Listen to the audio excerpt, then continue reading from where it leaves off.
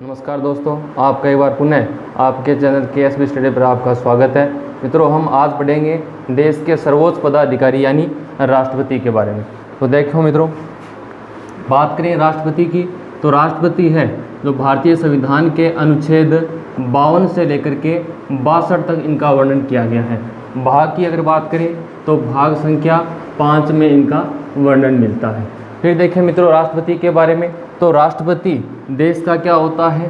प्रथम व्यक्ति होता है। देश का प्रथम व्यक्ति होता है कौन? राष्ट्रपति होता है। देश का संवैधानिक प्रमुख माना जाता है। देश का संवैधानिक प्रमुख भी कौन होता है मित्रों? राष्ट्रपति होता है। बात करें अपने केंद्रीय कार्यपालिका, बात करें केंद्रीय कार्यपालिका का प्रमुख भी किन्हें माना जाता है? राष्ट्रपति को माना जाता है। यानी बात कर रहे हैं अपने किसके बारे में? मैं राष्ट्रपति के बारे में। तो राष्ट्रपति अनुच्छेद की बात करें तो 52 से लेकर के 62 तक राष्ट्रपति का वर्णन किया गया है। भाग 5 में वर्णन किया गया है। फिर इसके बाद में देखें कि देश का प्रथम व्यक्ति कौन होता है? राष्ट्रपति होता है। देश का संवैधानिक प्रमुख कौन होता है? राष्ट्रपति होता है। फिर इसके बाद में बात करें केंद्रीय कार्यपालिका की बात करें तो केंद्रीय कार्यपालिका का प्रमुख भी कौन होता है? राष्ट्रपति होता है। फिर अपने बात करेंगे एक एक अनुच्छेद के बारे में। तो सबसे पहले अपने बात करेंगे अनुच्छेद 52 में। अनुच्छेद 52 के अंदर, अनुच्छेद 52 के अंदर अपने देखें तो अनुच्छेद 52 के अंदर यह प्रावधान किया गया है कि देश का एक क्या होगा? राष्ट्रपति होगा। देश का क्या होगा? एक राष्ट्रपति होगा। ये प्रावधान कहाँ किया गया है? अनुच्छेद 52 के अंदर प्रावधान किया गया है। फिर इसके बाद में देखें अनुच्छेद 53। अनुच्छेद 53 के अंदर देखें मित्रों, तो अनुच्छेद 53 के अनुसार केंद्रीय कार्यपालिका की शक्तियों का प्रयोग राष्ट्रपति स्वयं या अपने अधीनस्थ के माध्यम से करेगा, ये प्रावधान किया गया है। यानी कार्यपालिका शक्तियों का प्रयोग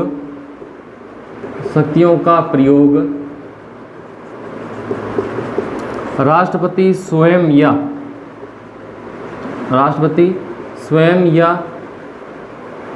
अपने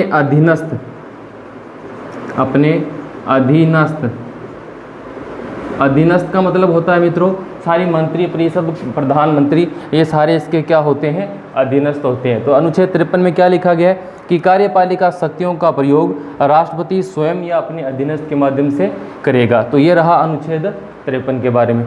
फिर देखते हैं अपने अनुच्छेद 54 पर। अनुच्छेद 54 की बात करें, अनुच्छेद 54 की बात करें तो अनुच्छेद 54 में दिया गया है मित्रों निर्वाचक मंडल।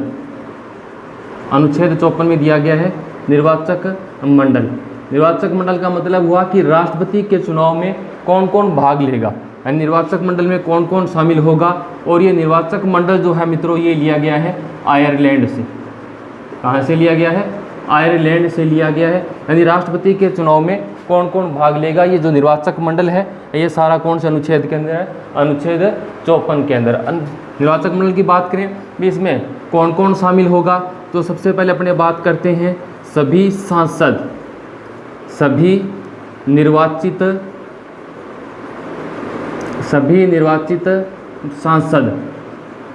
सांसद का मतलब हो गया मित्रों चाहे वो राज्यसभा से निर्वाचित हो, चाहे वो लोकसभा से निर्वाचित हो, यानी निर्वाचित होना जरूरी है। सांसद का मतलब हुआ कि सांसद है वो निर्वाचित होना जरूरी है। मनोनीत सदस्य राष्ट्रपति के चुनाव में भाग नहीं लेते हैं। चाहे वो राज्यसभा का सदस्य है तो भी वो सांसद माना जाएगा, लोकसभा का सदस्य है तो भी वो सांसद माना जाता है। फिर इसके बाद में बात करें 2 नंबर पर कौन भाग लेता है?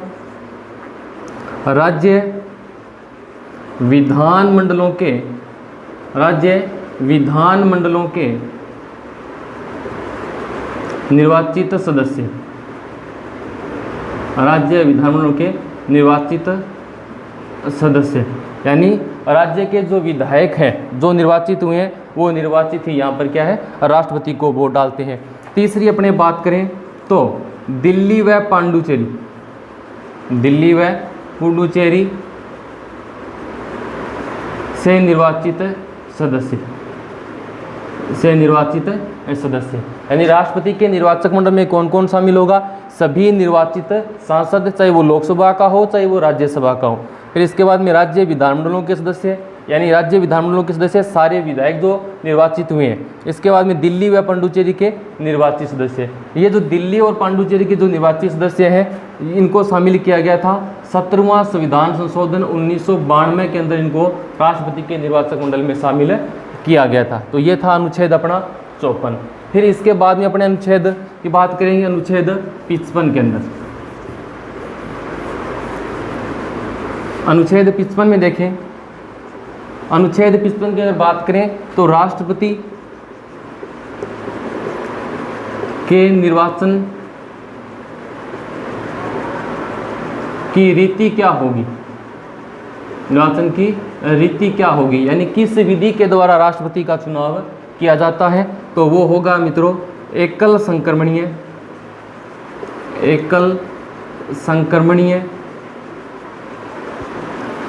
या इसको अपने कह सकते हैं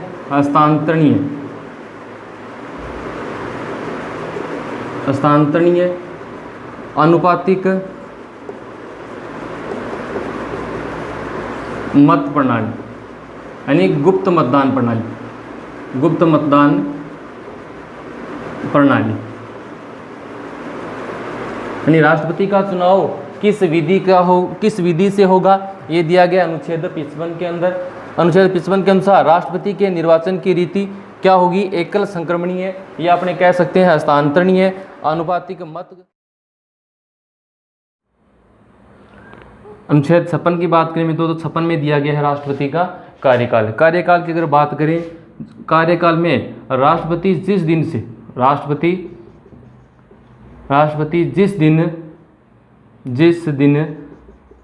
शपथ लेगा उस शपथ से लेकर के कितने वर्ष तक? 5 वर्ष तक राष्ट्रपति क्या करेगा?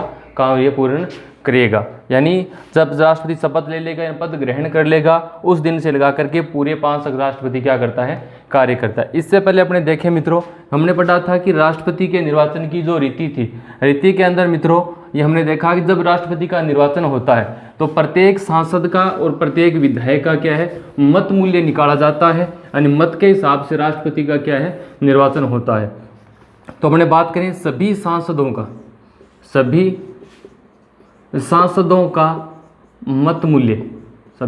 का मत मूल्य जो होता है वो मित्रों समान रहता है और वो होता है 708। अगर बात करें सभी विधायकों की बात करें तो विधायकों का जो मत मूल्य है वो क्या है? अलग अलग रहता है। राजस्थान के विधायकों की अगर बात करें तो राजस्थान के जो विधायक है उसका जो मत मूल्य होता है मित्रों वो रहता है 129 रहता है। यानी सभी राज्यों के विधायकों का मत मूल्य अलग अलग होगा और सभी सांसदों का मत मूल्य है वो एक रहेगा। सर्वाधिक मत की अगर बात करें, सर्वाधिक मत मूल्य वाले राज्य की बात करें तो वो है यूपी। यूपी के बात करें अपने जो सर्वाधिक मत मूल्य है वो राज्य है यूपी, और यहाँ के जो सांसद हैं उनका जो मत मूल्य रहता है वो रहता है 208। तो ये रहेगा मत मूल्यों से संबंधित। हमने कार्यकाल पढ़ा। कार्यकाल के बाद में बात करें अनुच्छेद 57 की।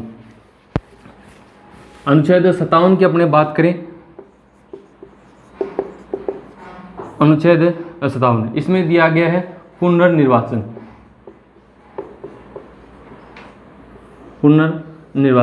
यानी भारत के अंदर यह प्रावधान किया गया है कि एक व्यक्ति कितनी ही बार राष्ट्रपति का क्या है? निर्वाचन हो सकता है, निर्वाचित हो सकता है। ये रहेगा मित्रों अनुच्छेद 57। अनुच्छेद 58 की अगर अपने बात करें, अनुच्छेद 58 की बात करें तो इसमें आ जाएगी राष्ट्रपति के लिए योग्यताएं। राष्ट्रपति के लिए कौन कौन सी योग्यताएं होगी? इसमें सबसे पहले है भारत का नागरिक होना चाहिए, भारत का नागरिक। इसके बाद में अपने बात करें वो क्या होना चाहिए? उसकी उम्र की बात करें, उम्र न्यूनतम कितनी होनी चाहिए? 35 वर्ष होनी चाहिए। और तीसरी अगर अपनी योग्यता की बात करें तो वह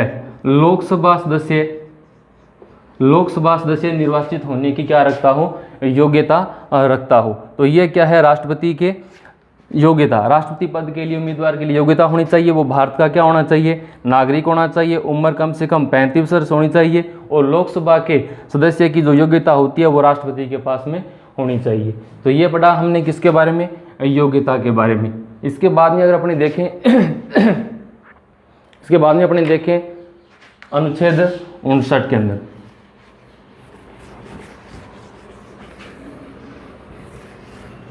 अनुच्छेद 59 की बात करें तो अनुच्छेद 59 के बारे में बात करें कि राष्ट्रपति